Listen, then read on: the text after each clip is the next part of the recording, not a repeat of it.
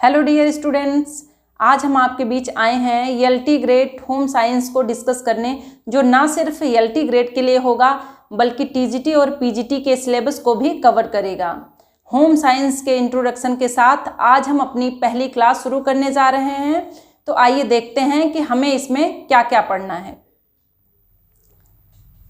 जैसा कि आप सबको स्क्रीन पर दिख रहा होगा, होम साइंस गृह विज्ञान, इसमें इसकी कितनी शाखाएं हैं, कितनी ब्रांच है जो हम लोगों को पढ़ना है। इसमें टोटली 7 ब्रांच है एलटी ग्रेड में, जो हम लोगों को देखना है। नंबर 1 पे है गृह प्रबंधन, जिसको इंग्लिश में हम होम मैनेजमेंट भी कहते हैं। नंबर 2 पे है प्रसार शिक्षा, एक्सटेंशन एजुकेशन। नंबर 3 पे है वस्त्र विज्ञान, टेक्सटाइल। चौथे पे है पोषण विज्ञान, न्यूट्रिशन साइंस। पॉइंट 5 पे है बाल विकास, चाइल्ड डेवलपमेंट। और छठे नंबर पे है मानव शरीर क्रिया विज्ञान, ह्यूमन फिजियोलॉजी। और 7वें पे है शोध एवं सांख्यिकी, रिसर्च एंड स्टैटिक्स। तो ये जो 7 टॉपिक हैं, इनमें से जो ऊपर के 5 टॉपिक हैं, ये टीजीटी और पीजीटी और एलटी ग्रेड, टीजीटी, पीजीटी और एलटी ग्रेड तीनों में कॉमन हैं। और ये जो नीचे के 2, एक ह्यूमन फिजियोलॉजी और एक रिसर्च और स्टैटिक्स, ये दोनों एलटी ग्रेड में हैं। किस में हैं? एलटी ग्रेड में हैं। ये टीजीटी और पीजीटी में नहीं हैं। तो ये हम ध्यान रखेंगे। इसके बाद हम अब आगे देखते हैं गृह विज्ञान के बारे में। कुछ बेसिक चीज़ें हम देख लेते हैं, क्योंकि गृह विज्ञान पढ़ना है तो इसके बारे में कुछ बेसिक इन्फॉर्मेशन भी हमारे पास रहनी चाहिए। जैसे यहाँ देखते हैं गृह विज्ञान की परिभाषा। गृह विज्ञान वह व्यवहारिक ज्ञान है जो अपने अध्ययनकर्ताओं को सफल पारिवारिक जीवन व्यतीत करने, सामाजिक और आर्थिक समस्याओं को हल करने और सुखमय जीवन यापन की दशाओं का ज्ञान कराता है। अगर इसको हम दूसरी भाषा में कहें तो कह सकते हैं कि गृह विज्ञान में परिवार के सभी सदस्यों की आवश्यकताओं की पूर्ति और उनके विकास व समृद्धि के बारे में विस्तार से अध्ययन किया जाता है। इस विषय में घर व परिवार से संबंधित सभी आवश्यकताओं जैसे भोजन, वस्त्र, मकान, शरीर, स्वास्थ्य और गृह व्यवस्था तथा गृह सज्जा आदि के सैद्धांतिक नियमों के अनुसार संपन्न किया जाता है, ताकि परिवार सुखी और समृद्धिशाली हो। और गृह विज्ञान को अगर कहें तो अलग अलग जगहों पे, अलग अलग देशों में अलग अलग नाम से जाना जाता है। जैसे अमेरिका में गृह विज्ञान को क्या कहा जाता है? तो अमेरिका में जो गृह विज्ञान है उसको कहा जाता है गृह अर्थशास्त्र। क्या कहा जाता है? उसको कहा जाता है गृह अर्थशास्त्र, गृह अर्थशास्त्र। होम इकोनॉमिक्स,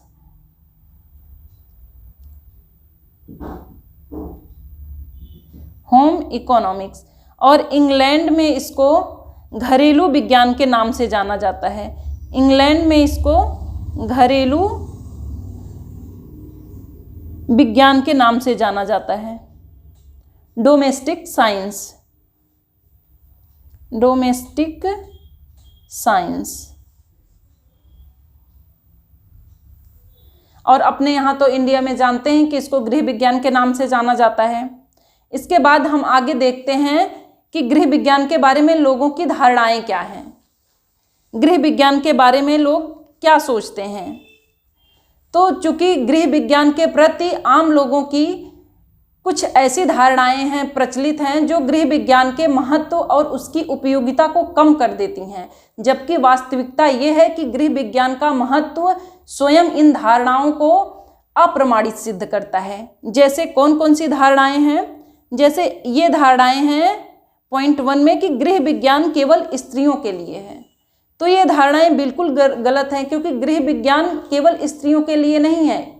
गृह विज्ञान का जितना उपयोग स्त्रियों के लिए है, उतना ही उपयोग पुरुषों के लिए भी है। स्त्री पुरुष से कंधा मिलाकर चल रही है, और किसी एक से घर नहीं बनता है, घर स्त्री पुरुष दोनों से बनता है। तो इसलिए गृह विज्ञान में स्त्री और पुरुषों दोनों के लिए यह आवश्यक है, इसका ज्ञान। तो पहला जो हमारी धारणा है ये गलत हो गई। दूसरी है गृह विज्ञान में एक ही व्यक्ति का नेतृत्व होता है। तो गृह विज्ञान में आपको क्या लगता है कि एक ही व्यक्ति का नेतृत्व होता है? नहीं, गृह विज्ञान में एक ही व्यक्ति नेतृत्व नहीं कर सकता। जब तक कि घर के सारे लोग अगर उसका साथ नहीं देंगे तब तक वो सक्सेस नहीं हो सकता, सफल नहीं हो सकता। इसलिए गृह विज्ञान में हर एक सदस्य का अपना अपना महत्व होता है, हर एक सदस्य अपना अपना नेतृत्व करता है, तब हम गृह व्यवस्था को अच्छे से कर पाते हैं। इसके बाद थर्ड है गृह विज्ञान गृह प्रबंध है। गृह विज्ञान गृह प्रबंध नहीं है। गृह प्रबंध जो है यह एकमात्र पक्ष है किसका? गृह विज्ञान का। यह केवल एकमात्र पक्ष है। गृह विज्ञान बहुत व्यापक है। गृह विज्ञान का एकमात्र पक्ष है गृह प्रबंध। जैसे प्रसार शिक्षा हो गया, जैसे वस्त्र विज्ञान हो गया, ये सब एक पक्ष है, तो वैसे गृह प्रबंध होम मैनेजमेंट भी एक पार्ट है गृह विज्ञान का। तो ये सब धारणाएं गलत हैं जो आम लोगों ने पहले बनाई थी। इसके बाद हम देख लेते हैं कि गृह विज्ञान की प्रकृति क्या है, क्योंकि सबका अपना अपना नेचर होता है, अपना अपना प्रकृति होती है। तो गृह विज्ञान की प्रकृति में है पॉइंट 1 में देखिए, गृह विज्ञान वैज्ञानिक सिद्धांतों पर आधारित है। और अगर गृह विज्ञान वैज्ञानिक सिद्धांतों पर आधारित है तो जाहिर सी बात है कि ये क्या है? विज्ञान है। दूसरा पॉइंट, गृह विज्ञान के विभिन्न विषयों में विज्ञान के गुण उपस्थित हैं। जैसे वस्त्र विज्ञान को ही ले लीजिए तो उसके रेशे वगैरह में सब में हम उसका सैद्धांतिक अध्ययन करते हैं, वैज्ञानिक अध्ययन करते हैं। या पोषण को, न्यूट्रिशन को ही ले लीजिए, उसको भी हम सैद्धांतिक अध्ययन करते हैं। तो जहाँ भी हम सैद्धांतिक या विशिष्ट अध्ययन करते हैं तो वो सब विज्ञान कहलाता है। तो इसलिए गृह विज्ञान के जो विभिन्न विषय हैं, पहलू हैं, उनमें विज्ञान के गुण उपस्थित, इसलिए गृह विज्ञान का नेचर क्या है? यह विज्ञान है। और गृह विज्ञान में कलात्मक गुणों का भी उपयोग किया जाता है। कहाँ कलात्मक गुणों का उपयोग किया जाता है? जैसे खाना बनाने में, कुकिंग में।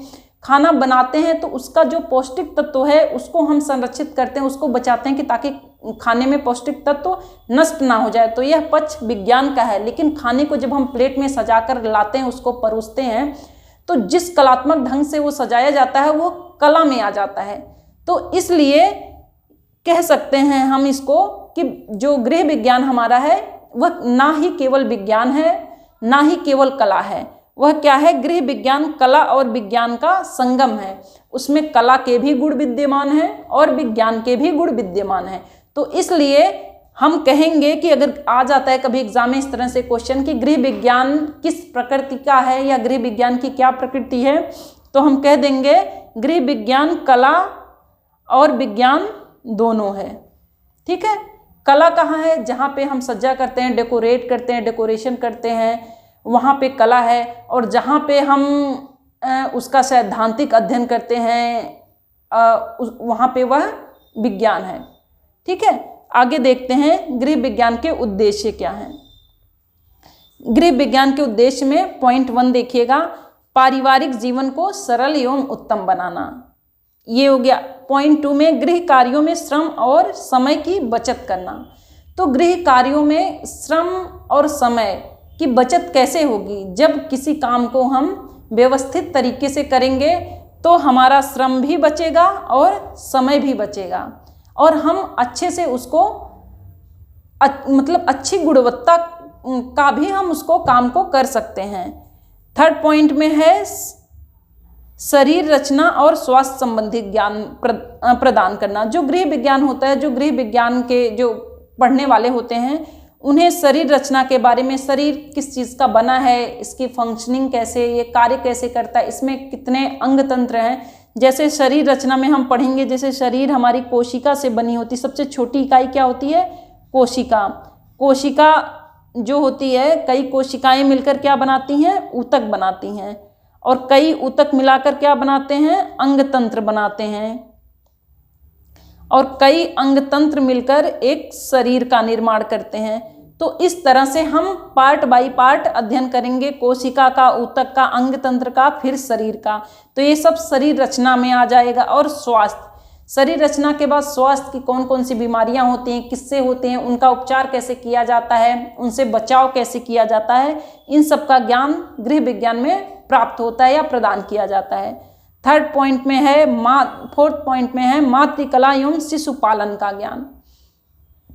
तो मातृकला जैसे माता अपने बच्चों की देखरेख कैसे करती है, वो किन अवस्थाओं से होकर गुजरते हैं, उनका पालन पोषण कैसे किया जाता है, ये सारा चीज़ का ज्ञान गृह विज्ञान में कराया जाता है। इसके बाद है आय व्यय में संतुलन। हम कहाँ कितना पैसा खर्च कर रहे हैं और कितनी हमारी आमदनी है, कितना पैसा आ रहा है, इन सब में संतुलन स्थापित करना ही इसका गृह विज्ञान का उद्देश्य। क्योंकि जब हमारे आय व्यय का संतुलन बिगड़ जाएगा, मान लेते हैं कि हमारे घर में आमदनी कम हो रही है और हम व्यय ज़्यादा कर रहे हैं, तो संतुलन बिगड़ जाएगा, फिर जीवन यापन बहुत मुश्किल हो जाएगा। इसके बाद छठे पॉइंट में है क्रय विक्रय एवं बचत का ज्ञान प्राप्त करना। तो क्रय विक्रय जैसे सब लोग जानते हैं कि आजकल जितनी भी वस्तुएं हैं सब हम मार्केट से ही खरीद कर लाते हैं, तो उसका क्रय विक्रय करने में कि कितने में हमें खरीदना चाहिए, कितने में बेचना चाहिए, कैसे लेना चाहिए जिससे सही तरीके से बजट बना रहे, इन सब का ज्ञान भी बहुत ज़रूरी है। इसके बाद वस्त्रों के बारे में पूर्ण ज्ञान देना। जो गृह विज्ञान है इसमें हम वस्त्र का एक पूरा यूनिट ही है, एक पार्ट ही है जिसको हम टेक्सटाइल कहते हैं, उसके बारे में विशेष अध्ययन किया जाता है। जैसे ये तो शरीर के बारे में हो गया, कोशिका, ऊतक, अंग, तंत्र, तो ऐसे वस्त्र के बारे में हम पढ़ते हैं। वस्त्र के बारे में हम देखते हैं तो वस्त्र की जो सबसे छोटी इकाई होती है वो क्या होती है, वो रेशा होती है। और रेशा से कपड़ा कैसे बनता है ये हम देखते हैं। जैसे वस्त्र में सबसे छोटी इकाई क्या होती है, रेशा होती है। रेशे से क्या बनता है, धागा बनता है। धागे से क्या बनता है, कपड़ा बनता है। और फिर कपड़े से क्या बनता है, पहनने योग्य कपड़ा।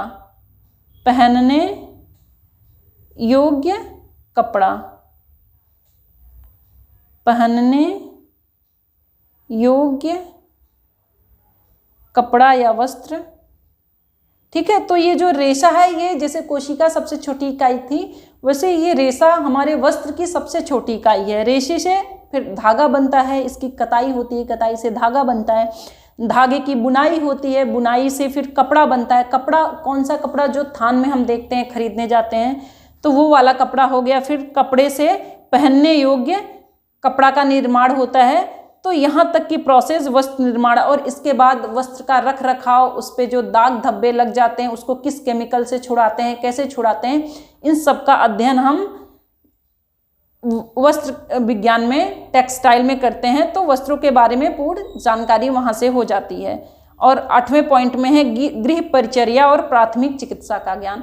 गृह विज्ञान में तो ये जाहिर सी बात है कि अगर जो भी गृह विज्ञान का जानकारी रखेगा तो प्राथमिक चिकित्सा के बारे में उसको जानना ज़रूरी है। क्योंकि घर में क्या होता है, कभी कभी छोटी मोटी दुर्घटनाएं हो जाती हैं, चोट लग जाती है, कहीं बच्चा गिर गया, कहीं किसी, तो उसको तुरंत तो डॉक्टर मिलता नहीं है।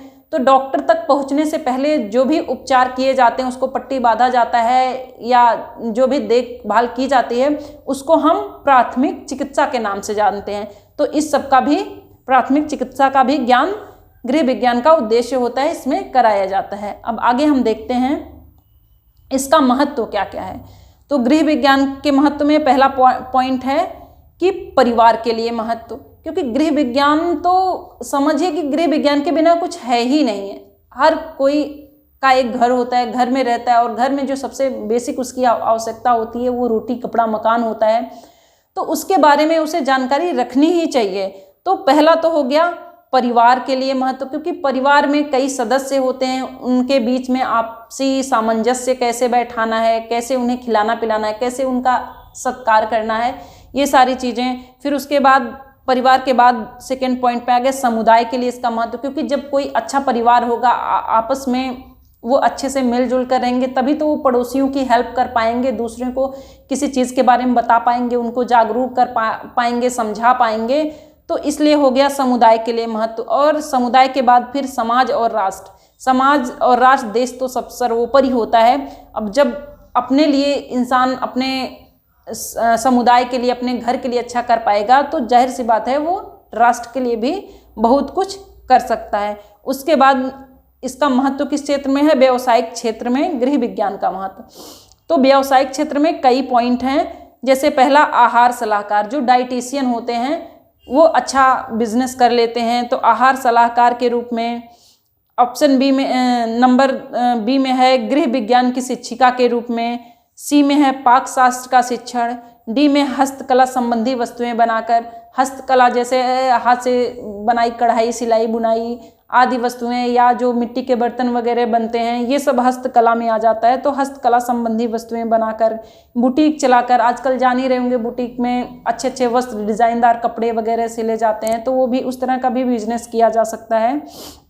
आंगनबाड़ी शिक्षिका के रूप में, जैसे जो जानकारी देना और बताना, जागरूकता फैलाना, आंगनबाड़ी शिक्षिका के रूप में, और गृह व्यवस्था और गृह सज्जा सलाहकार के रूप में। तो घर में कैसे मैनेजमेंट करना है और उसका डेकोरेशन कैसे करना है, ये सब गृह विज्ञान के व्यावसायिक क्षेत्र से संबंधित हैं। आगे हम देखते हैं इसके गृह विज्ञान से लाभ क्या क्या हैं। तो गृह विज्ञान से लाभ क्या क्या हैं। पहला तो ये है कि परिवार के सदस्यों को पौष्टिक भोजन प्रदान करना। जो भी गृह विज्ञान का जिसे भी ज्ञान होगा तो जाहिर सी बात है वो कैसा भोजन बनाएगा, पौष्टिक भोजन बनाएगा, क्योंकि उसकी पौष्टिकता का ख्याल वो पहले रखेगा, फिर बाद में उसको डेकोरेट भी करेगा और उसके स्वाद को भी ध्यान में रखेगा। और दूसरे पॉइंट में है सुव्यवस्थित कार्य करना। और तीसरे में है उत्तम अर्थव्यवस्था। गृह विज्ञान का जिसको भी जानकारी होगा तो वह आय व्यय का संतुलन कर सकता है। आय व्यय का संतुलन हम पीछे देखे थे, आय व्यय का संतुलन कर सकता है, अच्छा बजट तैयार कर सकता है। ठीक है, तो जब ये सब वो कर लेगा तो इसका मतलब है कि उत्तम अर्थव्यवस्था बना सकता है। इसके बाद बच्चों का विकास वह अच्छे से कर सकता है। गर्भावस्था से लेकर वयस्क अवस्था तक बच्चों का पूरा उसके बारे में कितनी अवस्थाएं होती हैं, कैसे कैसे सब पढ़ाया जाता है, तो वो अच्छे से बच्चों का विकास कर सकता है। और घर को स्वच्छ और सुसज्जित कर सकता है जिससे देखने में अच्छा लगे, लोग आकर्षित हों। और परिवार के सदस्यों की उचित देखभाल भी कर सकता है, क्योंकि जब उसे प्राथमिक चिकित्सा का ज्ञान रहेगा, रिश्तों में सामंजस्य बैठाने का ज्ञान रहेगा, तो वो परिवार के सदस्यों की भी उचित देखभाल कर सकता है। और पॉइंट 7 में है कपड़ों की सिलाई कढ़ाई रख रखाव का ज्ञान देना। और वस्त्र के बारे में तो बताइए कि वस्त्र टेक्सटाइल में सब चीज़ों का ज्ञान अध्ययन करते हैं, तो सब चीज़ों का ज्ञान कराया जाता है। तो ये तो कुछ बहुत मतलब कम ही पॉइंट थे जो आपको देखने को मिले। इससे अलावा और बहुत से हैं, मतलब जिधर भी आप देखिए आपके चारों ओर गृह विज्ञान से समझिए घिरे हुए हैं। तो जहाँ भी देखिए, जैसे वस्त्र हम पहने हैं इसमें भी गृह विज्ञान है, हम खाना खाते हैं उसमें भी गृह विज्ञान है। तो हर जगह हम घिरे हुए हैं कि किसको कैसे सजाना है, हमारे चारों ओर किसको कौन सा सही जगह पे रखा है, कौन सा गलत जगह पे रखा है, डेकोरेशन, ये सब गृह विज्ञान के अंतर्गत। तो गृह विज्ञान बहुत व्यापक है, हम धीरे धीरे टॉपिक वाइज एक एक करके इसको देखेंगे। आज तो हमारा सिर्फ इंट्रोडक्शन था, आज इतना ही। धन्यवाद। इसके आगे हम टॉपिक वाइज टॉपिक आगे देखेंगे।